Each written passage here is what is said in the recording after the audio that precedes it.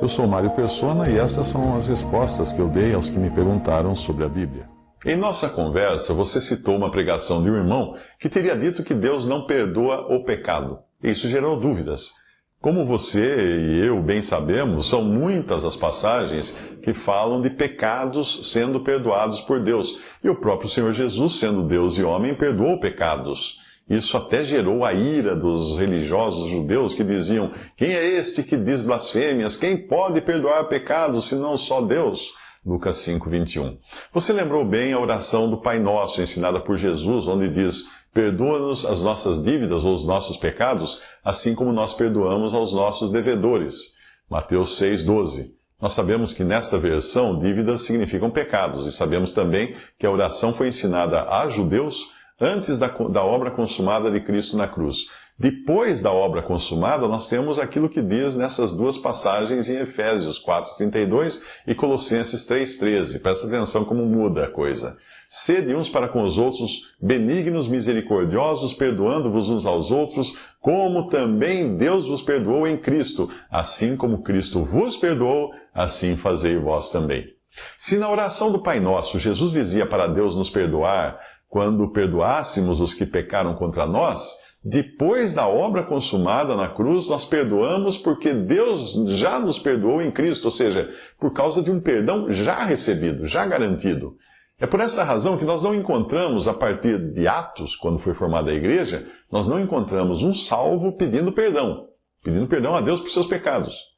Encontramos aquele que está se convertendo, mas nunca um que já foi salvo pedindo perdão a Deus por seus pecados. Nós somos ensinados a confessar os nossos pecados, mas sabendo que já temos o perdão garantido. Nós também reconhecemos que essas passagens falam de perdão no sentido administrativo, já que mostram serem os homens também capazes de perdoar pecados, como um juiz tem autoridade aqui na terra para perdoar um réu durante um julgamento, ou então a assembleia de irmãos reunidos ao nome de Cristo tem autoridade para perdoar um irmão arrependido a fim de restabelecer sua comunhão à mesa do Senhor.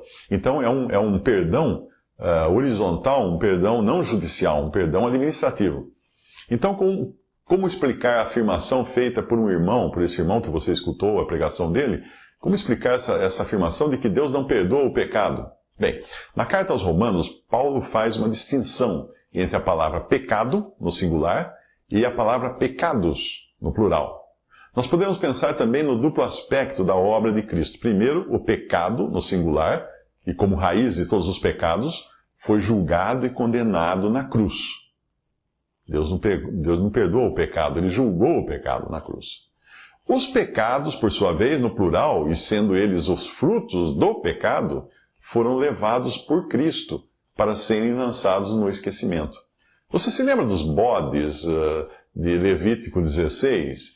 Um bode era morto e queimado, tipificando Cristo morrendo por causa do pecado. O pecado sendo ali julgado num ser inocente.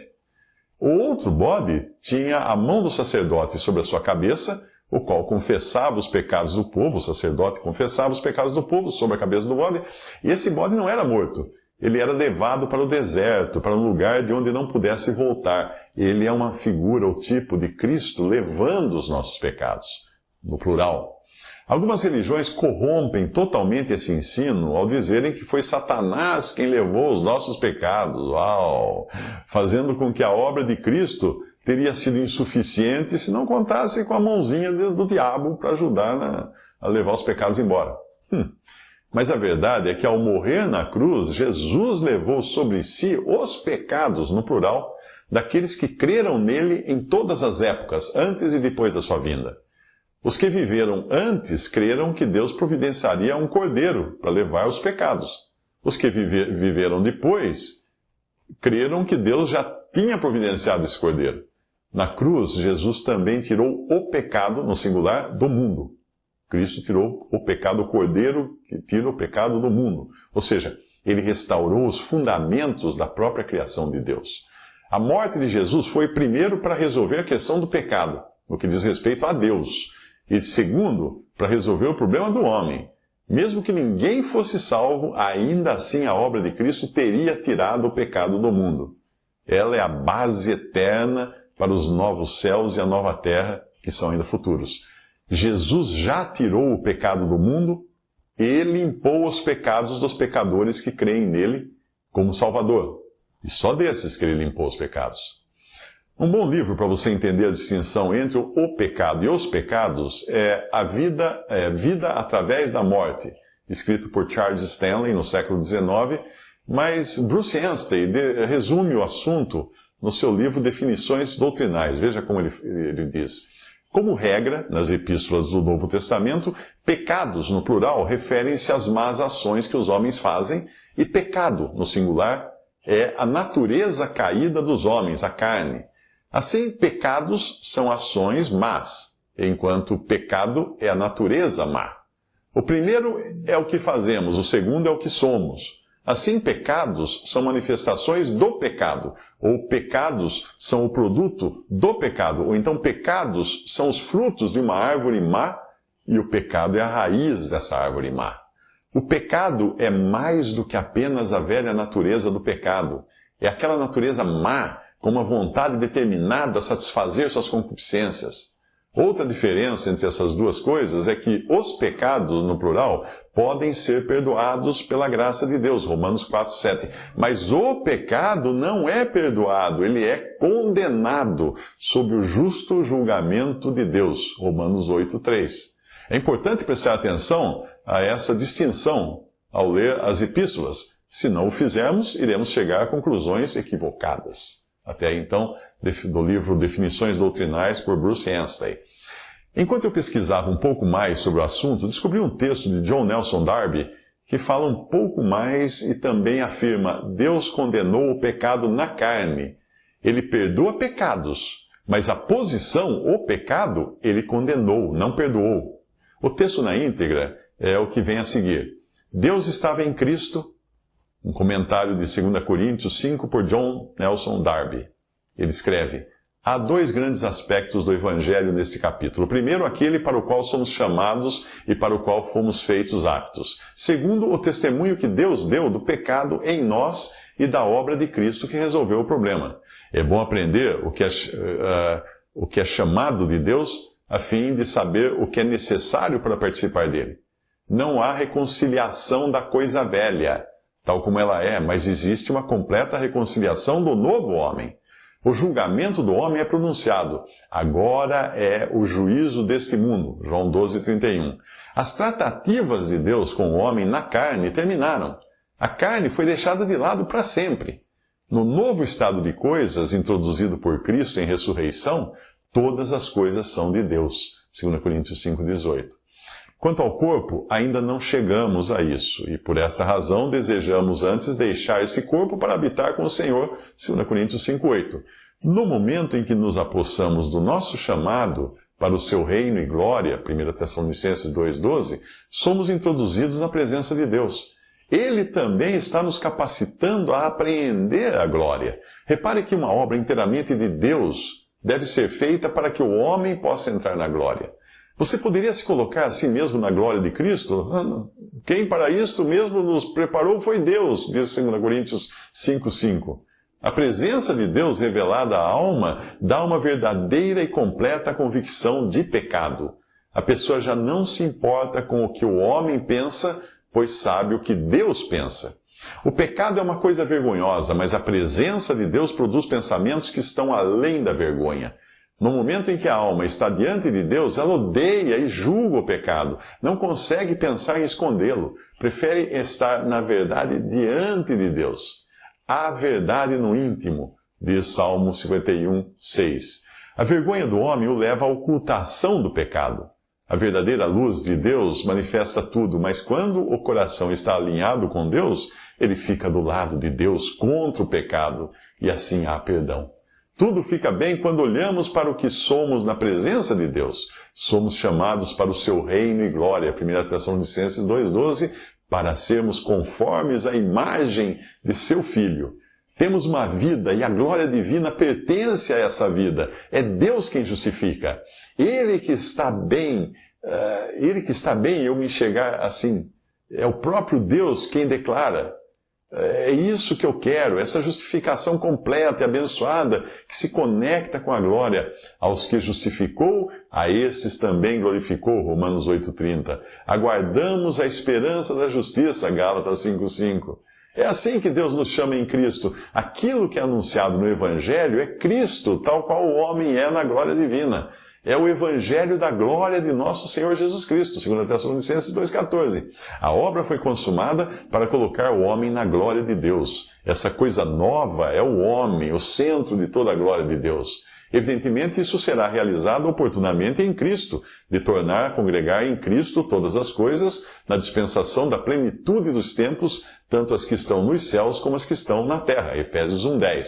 Ou como é apresentado em Apocalipse, a glória de Deus a tem iluminado e o Cordeiro é a sua lâmpada. Apocalipse 21, versículo 23. É para essa glória de Cristo que somos chamados. Ela brilha na alma. Você está apto para essa glória? Se não, para que você está apto? Você não pode ficar aqui na terra para sempre. Para onde vai? Se não estiver na luz, deve estar na escuridão, que é o oposto dela. Não há meio termo. Temos isso na parábola do filho do rei. Jesus havia falado antes em buscar fruto, agora ele está falando da graça que não procura nada, mas oferece uma festa pronta. Aqueles que são convidados são os que estavam nas estradas, nos valados, e não importa o que eles eram antes, eles devem estar vestidos com a roupa nupcial. O pródigo deve ter o melhor manto para entrar na casa, ele deve estar adequado à casa. Você entendeu? Já entendeu isso? Vemos o que é esse chamado, mas será que você pode se perguntar, tenho eu o que é adequado à glória para a qual estou indo? Talvez você esteja entendendo que o Senhor está guiando você nesse sentido, mas se não tiver isto, para que você está apto? Ou você está do lado de fora ou do lado de dentro e vestido com a veste nupcial. Deus estava em Cristo reconciliando consigo o mundo. 2 Coríntios 5,19. Acaso Jesus não se adequou a todos para conquistar os seus corações? Ele veio trazendo o convite para os homens irem a Deus, mas não, eles não o queriam. Em troca do seu amor, eles o odiaram, dando um terrível testemunho da completa ruína do homem. O ser humano está morto, apesar de estar vivo para si, para seus semelhantes, mas não há movimento de seu coração em direção a Deus. Veio para o que era seu e os seus não o receberam, diz João, capítulo 1, versículo 11. No entanto, em Cristo você encontra perfeito amor, não reprovação. Paulo viu a terribilidade do julgamento e começou a persuadir os homens. O amor de Cristo ainda está pressionando os homens à verdade de que estamos mortos, de que a conexão entre o homem e Deus está rompida e não pode ser restabelecida. Será que a cruz anuncia que Cristo colocou o mundo em ordem? Um morreu por todos, isso é amor indescritível, logo todos morreram. 2 Coríntios 5,14. Será que a sua alma já foi trazida à convicção de que em mim, isto é, na minha carne, não habita bem algum? Poderia você afirmar que se estivesse lá, não teria condenado Cristo à morte?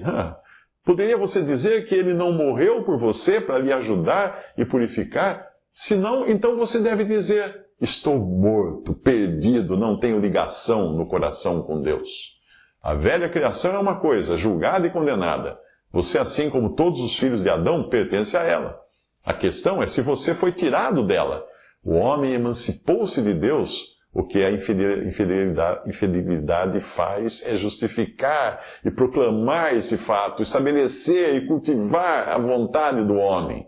Caim começou este mundo sem Deus. Ele foi construir uma cidade e a chamou pelo nome de seu filho. Eles tinham instrumentos de música, tinham artífices ali, tudo para tornar o mundo um lugar agradável sem Deus. E é isso que o homem está fazendo até hoje. E se justifica dizendo que faz isso com as faculdades que Deus lhe deu. E é verdade.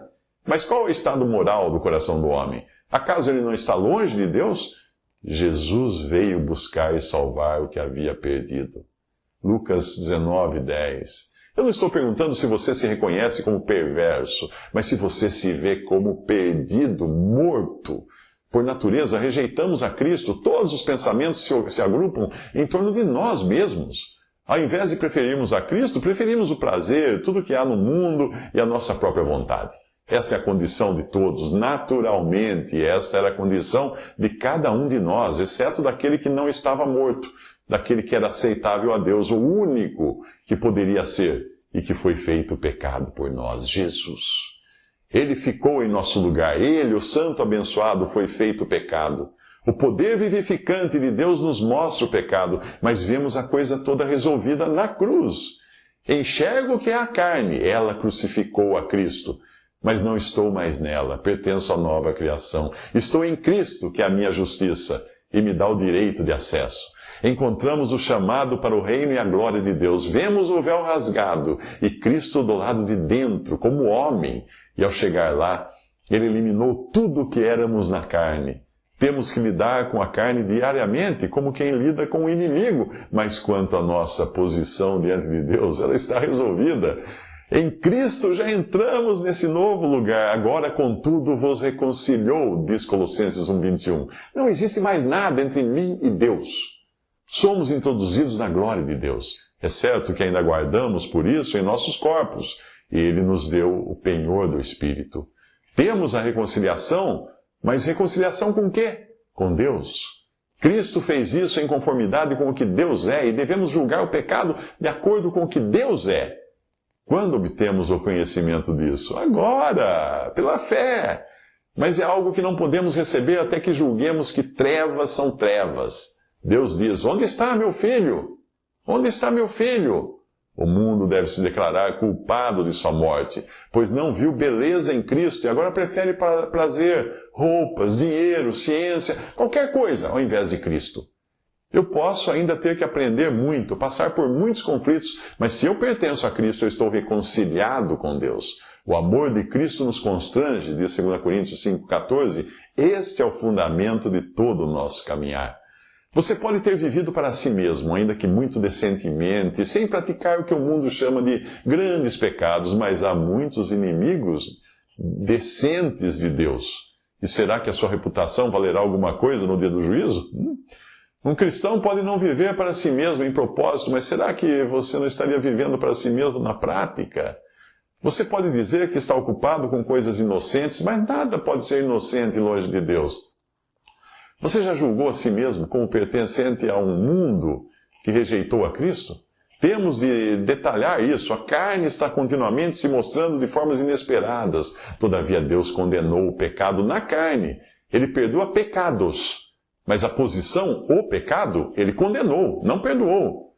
Você o conheceu, ele se fez pecado e fez de você justiça de Deus nele. Será que você pode afirmar, estou reconciliado com Deus, fui levado de volta para Ele? Será que pode dizer, estou feliz por saber tudo sobre o meu pecado? Sonda-me, ó Deus, e conhece o meu coração. Prova-me e conhece os meus pensamentos, como diz o salmista no capítulo 139, 23. Isso foi traduzido de God Was in Christ, um comentário de 2 Coríntios 5, por John Nelson Darby, que viveu no século XIX. Visite respondi.com.br. Adquira os livros ou baixe e-books. Visite 3minutos.net. Baixe o aplicativo